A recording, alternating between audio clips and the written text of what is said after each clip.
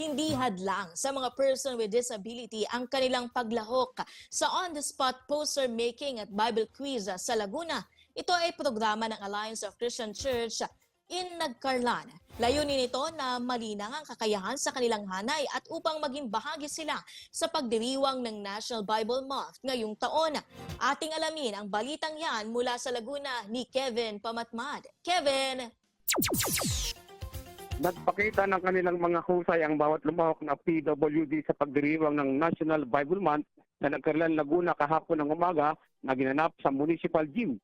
Dito matyagang sumabak sa 2 oras na on-the-spot poster making ang 5 PWD habang nakipagtagisa naman ang talas at gilas ng kaisipan ang iba nilang kasamahan sa Bible quiz. Ayon kay Pastor Frankie Sulte, natutuwa sila sapagkat ang mga PWD ang napili nilang kalahok na dapat mabigyan ng pagkapahalaga at pagmamahal. Suportado din ng pamahalang lokal ang nasabing programa na may temang Good Words Brings Life.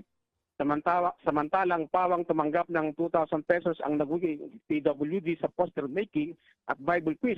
2,000 pesos din naman ang natanggap ng estudyanteng naging kampiyon sa spoken poetry na si Lian Grace Anaw. Good news naman para sa kabuuan ng Alliance Christian Church in Nagcarlan dahil sa ikalawang reading na ang sinusulong na municipal ordinance na maging institutionalize ang Mora Recovery Program sa bayan. Ito ay upang kung sino man ang manunungkulan, kapatuloy ang magandang gawain ng Panginoon para sa mga susunod pang henerasyon. Mula Laguna, Kevin Pamatmat, Newsline.